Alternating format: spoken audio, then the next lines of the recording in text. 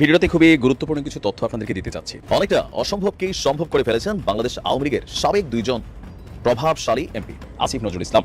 আমি কি বুঝাইতে পারছি যে তিনি কোন চিপায় পড়ে গেছেন? তো সবকিছু মিলিয়ে যদি এই পরিস্থিতিতে চাপটা থাকে, তাহলে তিনি যে পার্সোনালি সম্পন্ন মানুষ, নির্ঘাত তিনি পদত্যাগ করবেন। আবারও রাষ্ট্রপতির ভয়ানক ঘোষণা, ক্ষমতা হারাতে পারে ডক্টর ইউনূস। শেখ হাসিনাকে ক্ষমতায় আনতে সবশেষ কৌশল অ্যাপ্লাই করেছেন তিনি। অক্টোবরেই ভারতীয় রয়ের মাধ্যমে বড় কিছু ঘটানোর প্ল্যান করেছে হাসিনা। 1.5 মাস ধরে কেন তিনি চুপ করেছিলেন, আর কেনই বা 1.5 মাস পরে এসে তিনি ক্ষোভ জানাতে শুরু করছেন? নিশ্চয়ই কারণ ছাড়া কোনো কাজ হয় না। জনাব শাহাবুদ্দিন সাহেবের হঠাৎ এখন খোলস ছেড়ে বেরিয়ে আসার তৃতীয় কারণ, আওয়ামী লীগকে নিয়ে নির্বাচন অনুষ্ঠিত করতে হবে। এমনকি আমেরিকাকেও বাধ্য হয়ে সায় দিতে হচ্ছে এই মতে। কিন্তু মুখ দেখাতে পারবে না। আসিফ নজরুলের বিচির মধ্যে কামড় দিয়া বসে বসে আসিফ নজরুল যা বলবে সেটা শুনবেন, খুব বেশি দিন কিন্তু সহ্য করবো না। খুব ভালোবাসি, খুব স্নেহ করি। আসিফ নজরুল প্রফেসর ইউনূসের যে মন্তব্য, সেই মন্তব্যের একেবারে উল্টা মন্তব্য করলেন। এই মুহূর্তে সরকারের মধ্যে ক্ষমতাশালী কে, প্রফেসর ইউনূস নাকি তার উপদেষ্টা পরিষদের অন্যান্য সদস্যরা, নাকি তার প্রেস সেক্রেটারি, কে বেশি ক্ষমতাশালী? প্রফেসর ইউনূস কি সরকারের মধ্যে তার কার্যকারিতা হারিয়ে প্রিয়তা একেবারে তলানিতে এসে ঠেকেছে। সরকারের সঙ্গে থাকা প্রধান দুই রাজনৈতিক দল বিএনপি এবং জামায়াতের মধ্যে বিরোধ তীব্র হয়েছে। আগে ছিল আওয়ামী লীগের বিরুদ্ধে লড়াইতে তাদের একসাথে থাকা, এখন আওয়ামী লীগ চলে যাওয়াতে, নিষিদ্ধ হওয়াতে তাদের মধ্যে, এই দুই দলের মধ্যে বিরোধ তীব্র হয়েছে বিএনপি এবং জামায়াতের মধ্যে। আওয়ামী লীগ দলের কর্মী সমর্থকরা ভয় কাটিয়ে, কিন্তু তারা তো তাদের বীরত্ব বেড়েই গেছে, ওদিকে ভয় কাটিয়ে বিরাটভাবে রাজপথে নেমে এসেছে আওয়ামী লীগের কর্মীরা। এবং সেনাপ্রধানের সঙ্গে ইউনূসের দ্বন্দ্ব আরও ব্যাপক হয়েছে। যে ছাত্র জনতা রাষ্ট্রপতির পদত্যাগ নিয়ে সোচ্চার ছিল কয়েক মাস আগে, তাদের নবগঠিত রাজনৈতিক দল এনসিপির জনপ্রিয়তা সেই যে এখন শূন্যের কাছাকাছি, সেটাও স্পষ্ট হয়ে উঠেছে।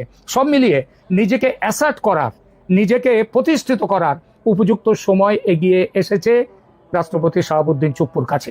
তিনি বুঝেছেন এই মুহূর্তে তার পদত্যাগের দাবি তোলার রাজনৈতিক ক্ষমতা বা সাহস কোনো দলের বা কোনো সংগঠনের নেই। এই যে অবস্থায়, এটা তাকে মুখ খুলতে সাহস জুগিয়েছে। দ্বিতীয়ত, ইউনূস সরকারের উপর নির্বাচন নিয়ে একটা আন্তর্জাতিক চাপ ক্রমশই একবারে ইউনূসের গলার ফাঁস হয়ে বসছে। নির্বাচন না করার ইউনূসীয় সব ফন্দি ফিকির নাকাম হয়ে গেছে। ইউনূস যথেষ্ট সমালোচিত ও নিন্দিত, আন্তর্জাতিক মহলে মানবতা বিরোধী, সংবাদপত্রের স্বাধীনতা বিরোধী ইত্যাদি নানান কারণে। এই সত্য যত প্রকট হচ্ছে, তত বাড়ছে রাষ্ট্রপতির সাহস। এই চিঠি বাইরে বেরিয়ে আসার পরেও সরকারের উপদেষ্টারা সমালোচনায় ফেটে না পড়ে যেভাবে মুখে কুলু পেটেছে, তাতে বোঝা যায় যে সমালোচনার সাহসটুকুও এই সরকারে যারা এখন আছে তাদের আর নেই। কেন নেই সাহস, কেন ভয় এত? সে কারণ তো সহজবোধ্য। শাহাবুদ্দিন চুপ্পু যদি বরখাস্ত করে দেয় এই সরকার, তাহলে কি হবে তাদের? সবাই তো মুখিয়ে আছে তাদেরকে বিচারের কাঠগড়ায় তুলবে বলে। বিশেষ করে সেনাপ্রধান রয়েছেন রাষ্ট্রপতির পাশে, সেই বলেই তো গত 13-14 মাস তাকে সরানো যায়নি। এটা নতুন করে বলার দরকার তো পড়ে না। জনাব শাহাবুদ্দিন সাহেবের হঠাৎ এখন খোলস ছেড়ে বেরিয়ে আসার তৃতীয় কারণ, নির্বাচনে আওয়ামী লীগের অংশগ্রহণের সম্ভাব্যতা দিনকে দিন উজ্জ্বল হয়ে ওঠা। আন্তর্জাতিক মতামত ক্রমশ জোরালো হয়ে উঠছে যে আওয়ামী লীগকে নিয়ে নির্বাচন অনুষ্ঠিত করতে হবে। এমনকি আমেরিকাকেও বাধ্য হয়ে সায় দিতে হচ্ছে এই মতে। ইউনূস সাহেব নিজে নিউ ইয়র্কে বলেছেন যে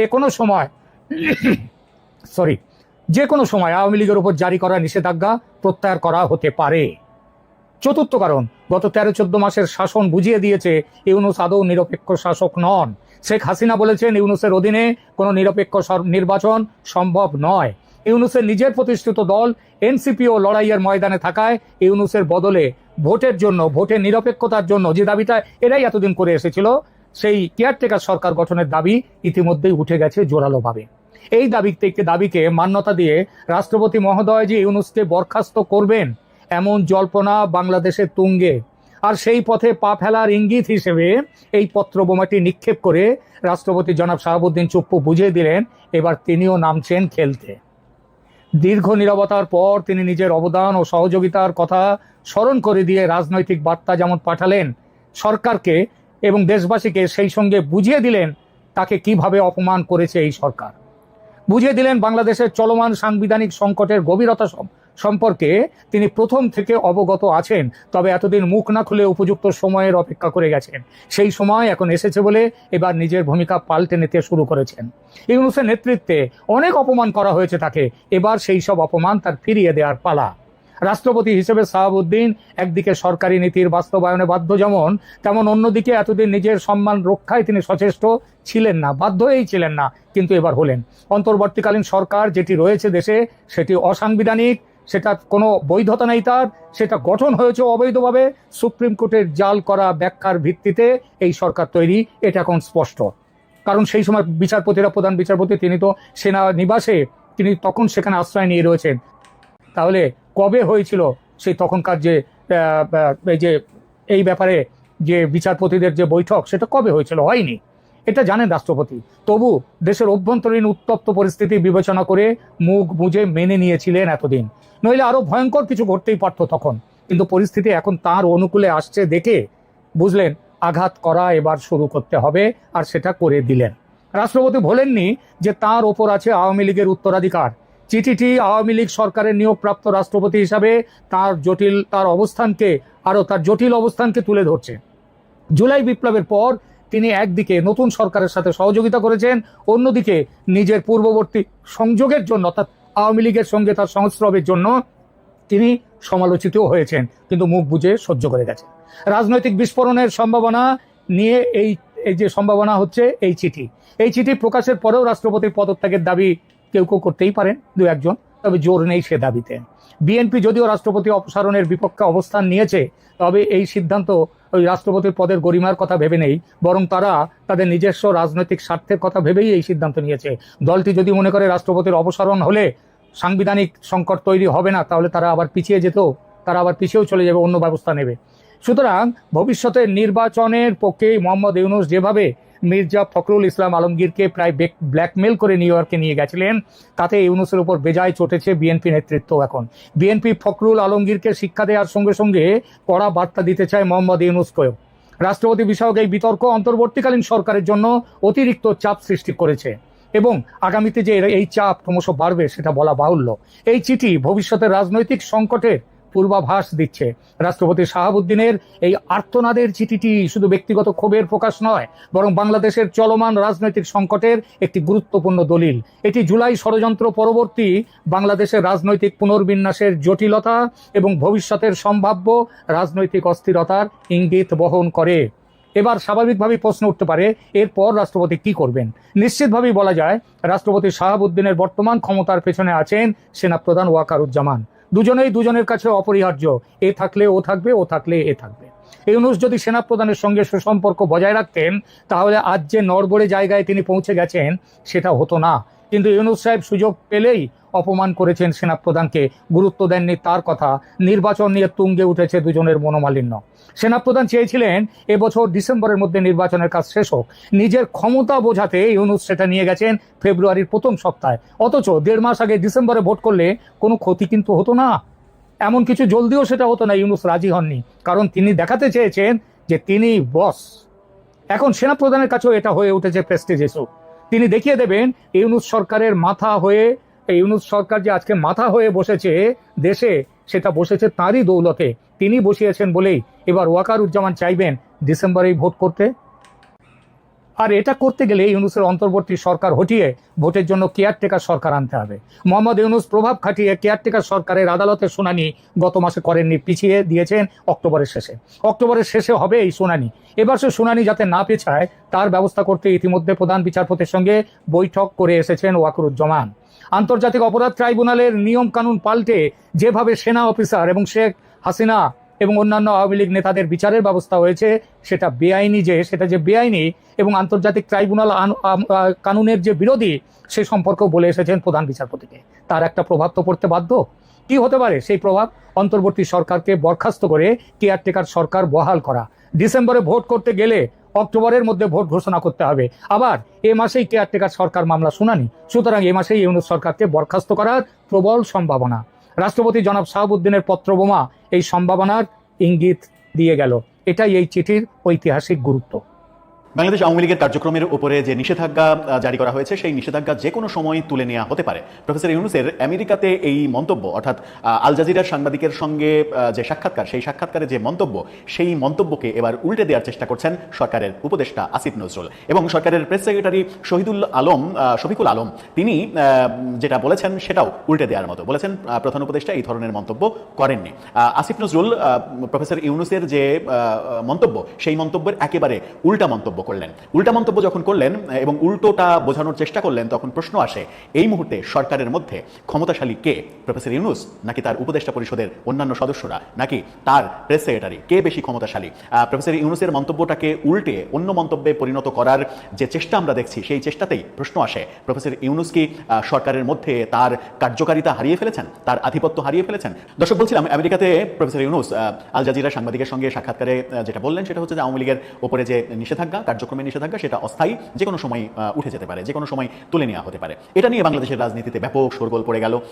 এনসিপি সহ বিভিন্ন জন বলছে যে আওয়ামী লীগের রাজনীতি যদি তার নিষেধাজ্ঞাই তুলে নিতে হয়, অন্য কিছু আওয়ামী লীগকে পুনর্বাসনের করার চেষ্টা করছেন প্রফেসর ইউনূস। যদি তাই হয় তাহলে তাকে তারা ক্ষমা করবেন না, তিনিও ছাড় পাবেন না। আবার গণ অধিকার পরিষদের সাধারণ সম্পাদক রাশেদ খান বলেছেন প্রয়োজনে প্রধান উপদেষ্টা আওয়ামী লীগের দায়িত্ব নেন, কিংবা কোনো একটা উপদেষ্টাকে আওয়ামী লীগের দায়িত্ব নেওয়ার কথা বলেন, যে কোনো একজন আওয়ামী লীগের দায়িত্ব নিলেই তো হয়ে যায় আওয়ামী লীগের সভাপতি হিসেবে। এই ধরনের মন্তব্য হচ্ছে। এই ধরনের মন্তব্য যখন হচ্ছে, সমালোচনা যখন হচ্ছে, তখন উপদেষ্টা আসিফ নজরুল বললেন যে প্রফেসর ইউনূসের ওই মন্তব্য ঠিক নয়। তাহলে কোনটা ঠিক? প্রফেসর ইউনূস প্রধান উপদেষ্টা যে মন্তব্য করছেন সেটাকে উল্টে দিচ্ছেন আসিফ নজরুল। কি বললেন? আজকে গতকালকে তিনি দুর্গা পূজা পরিদর্শনে মন্তব্য করেছেন, যেটা যাই দিনের শিরোনামটা আপনারা দেখে নিতে পারেন। সেখানে তিনি বলছেন আওয়ামী লীগের কার্যক্রমের উপরে নিষেধাজ্ঞা তুলে নেওয়ার কোনো সম্ভাবনাই নেই। আইন উপদেষ্টা অর্থাৎ প্রফেসর ইউনূস বলছেন যে কোনো সময় তুলে নেওয়া হতে পারে, আর আসিফ নজরুল বলছেন যে তুলে নেওয়ার কোনো সম্ভাবনাই নাই। তার মানে কে শক্তিশালী, কে ক্ষমতাবান? প্রফেসর ইউনূস নিশ্চয়ই ক্ষমতাবান না। তাহলে আসিফ নজরুল বেশি ক্ষমতাবান। তাহলে সরকার কি আসিফ নজরুল এবং প্রেস উইং তারা চালাচ্ছে? প্রফেসর ইউনূস কি কার্যকারিতা হারিয়ে ফেলেছেন? তিনি কি সরকারের গুরুত্ব হারিয়ে ফেলেছেন? তার কথাটাকে অন্যভাবে একেবারে রিভার্স উপস্থাপন করার কারণ কি এই উপদেষ্টা আসিফ নজরুলের? তিনি তো অন্যভাবেও ব্যাখ্যা করতে পারতেন। তিনি ব্যাখ্যাটা প্রফেসর ইউনূসের ওই মন্তব্যকে কেন্দ্র করেই ব্যাখ্যাটা অন্যভাবে করতে পারতেন, কিন্তু সরাসরি বললেন কোনো সম্ভাবনা নেই আওয়ামী লীগের নিষেধাজ্ঞা তুলে নেওয়ার, এবং সুদূর ভবিষ্যতে, নির্বাচনের আগে তো প্রশ্নই আসে না, কোনো কালেই আওয়ামী লীগের নিষেধাজ্ঞা তুলে নেওয়ার কোনো সম্ভাবনা তিনি দেখছেন না। এটা তিনি বলেছেন। কি বললেন তিনি বলছেন যে আওয়ামী লীগের উপর থেকে নিষেধাজ্ঞা তুলে নেওয়ার কোনো সম্ভাবনা নেই। বরিশালে পূজা মণ্ডপ পরিদর্শনে সাংবাদিকদের সঙ্গে কথা বলার সময় তিনি এই মন্তব্য করেছেন। বলেছেন যখন কোনো দলের কার্যক্রম নিষিদ্ধ করা হয় তখন তা স্থায়ী নাকি অস্থায়ী হবে তা নিয়ে প্রশ্ন থাকে, কিন্তু বর্তমানে আওয়ামী লীগের কার্যক্রমের উপরে দেওয়া নিষেধাজ্ঞা উঠিয়ে নেওয়া হবে এরকম কোনো সম্ভাবনা আমি দেখছি না। তিনি আরো বলেছেন বরং আমি যতটুকু জানি যে আন্তর্জাতিক অপরাধ ট্রাইব্যুনালের প্রসিকিউশন দল আছে, তাদের পক্ষ থেকে সংগঠন হিসেবে আওয়ামী লীগের বিচার চাওয়ার পদক্ষেপ নেওয়া হচ্ছে। এই মন্ত্রণালয়টা তো আপনার। এই মন্ত্রণালয়ে প্রসিকিউশন কি ব্যবস্থা নিচ্ছে, কি উদ্যোগ নিচ্ছে, সেটা তো আপনারই সিদ্ধান্ত। সুতরাং আপনি সিদ্ধান্ত দিয়েছেন ওখানে যে এই ব্যাপারে করতে হবে, সেটা আপনি করতেই পারেন, সেই ব্যবস্থা হতেই পারে। দল হিসেবে আওয়ামী লীগ অপরাধী কি অপরাধী না, সেটা যদি আদালত থেকে সিদ্ধান্ত আসে সেটাকে ওয়েলকাম জানানোর মানুষের অভাব হবে না। কিন্তু যখন নির্বাহী আদেশে হবে তখনই পক্ষপাতিত্বের ব্যাপার আসবে, তখনই নীতি নৈতিকতার ব্যাপার আসবে, তখনই আইনের ব্যাপার আসবে, আইন লঙ্ঘন করা হলো কিনা সেই ব্যাপার আসবে, সরকার নির্বাহী আদেশে আইন পরিবর্তন করে এটা করার পেছনে অন্য কোনো উদ্দেশ্য আছে কিনা সেই প্রশ্ন আসবে। যে মন্ত্রণালয়ের দায়িত্বে আপনি আছেন, তিনি বলেছেন যে নির্বাচনে যারা আওয়ামী লীগের সাপোর্টার তারা ভোট দেবে ঠিকই, কিন্তু তার মার্কাটা পাবে না, আওয়ামী লীগের মার্কাটা নির্বাচনে থাকবে না। তার মানে তিনি একটা বড় সাক্ষাৎকার দিয়েছেন। সেই সাক্ষাৎকারের 2 লাইনকে কেন্দ্র করে আপনারা যদি সংবাদ শিরোনাম করেন তাহলে পুরো ব্যাপারটার ব্যাখ্যাটা অন্যরকম হয়। পুরো ব্যাপারটার ব্যাখ্যাটা পাল্টে না দিয়ে পুরো ব্যাপারটা বোঝার চেষ্টা করুন। তিনি তো পরবর্তীতে বলেছেন আওয়ামী লীগ নির্বাচন করবে না, তাদের প্রতীক থাকবে না। সুতরাং তিনি একটা যুক্তির কথা বলেছেন যে অস্থায়ীভাবে নিষেধাজ্ঞা এটা যেহেতু স্থায়ী নয়, সেহেতু অস্থায়ী ব্যাপারটা যে কোনো সময় হয় স্থায়ী হতে পারে অথবা সেটা উজ্জ্ব করা হতে পারে। এটাই তো নিয়ম, এটাই তো সাধারণ ব্যাপার। সেইভাবে ব্যাখ্যা না করে, আইনের পরিভাষায় ব্যাখ্যা না করে তিনি ব্যাখ্যা করলেন যে আওয়ামী লীগের উপরে নিষেধাজ্ঞা জীবনেও প্রত্যাহার করা হবে না। তার মানে সরকার আপনারা ডিটারমাইন্ড যে আওয়ামী লীগকে আপনারা রাজনীতি করতে দেবেন না। যদি ডিটারমাইন্ডই হন তাহলে এত নকশা করার তো দরকার নেই, একেবারে স্ট্রেট কাট আদালত পর্যন্ত যাওয়া দরকার নেই। নির্বাহী আদেশেই তো আওয়ামী লীগকে নিষিদ্ধ করতে পারেন। ছাত্রলীগকে নিষিদ্ধ করতে পারলে আওয়ামী লীগকে নিষিদ্ধ করতে পারবেন না কেন? আওয়ামী লীগকে নিষিদ্ধ করার দাবি তো বিভিন্ন জনের রয়েছে। এনসিপি সহ বিভিন্ন স্টেক হোল্ডার তো আওয়ামী লীগকে নিষিদ্ধ করার দাবি তুলছে। সেটা করে ফেললেই পারেন। সেটা না করতে মানে সমস্যা কি? এই কথা যখন বলছেন সেটা করতে পারছেন না, আমার মনে হচ্ছে কেন যেন যে কারণে বলতে পারছেন না সেটা হচ্ছে যে বিএনপির অবস্থান ভিন্ন। বিএনপি চায় না আওয়ামী লীগকে নিষিদ্ধ করা হোক। বিএনপির নেতা ডাক্তার জাহিদ তিনি বাংলা ট্রিবিউনের শিরোনামটা আপনারা দেখে নিতে পারেন। তাকে নিয়ে বাংলা ট্রিবিউন খবর করেছে যে সরকার নয়, আওয়ামী লীগ নিষিদ্ধের সিদ্ধান্ত নেবে জনগণ। এটাই বিএনপির অবস্থান। অর্থাৎ বিএনপি স্পষ্টভাবেই তাদের অবস্থান স্পষ্ট করে দিয়েছে, বলে দিয়েছে সেটা হচ্ছে নির্বাহী আদেশে কোনো দলকে নিষিদ্ধ করার এখতিয়ার সরকার সরকারের নেই।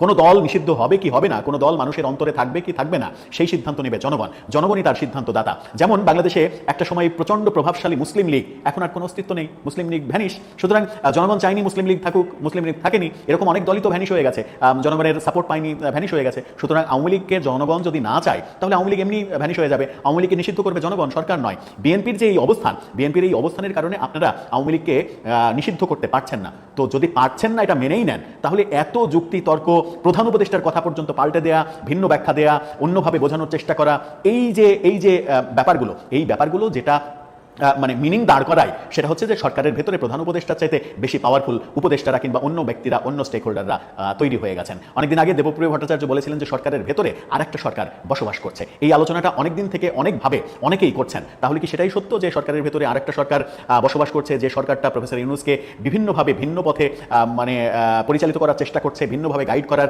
মিসগাইড করার চেষ্টা করছে? প্রফেসর ইউনূস এদের সঙ্গে পেরে উঠছেন না। এই ব্যাপারগুলো কি যে কানাঘুষা, সেই কানাঘুষাগুলো কি আমরা সত্য হিসেবে ধরে নেব? সেই রকম পরিস্থিতি তৈরি হচ্ছে কিংবা তৈরি করতে চান আপনারা?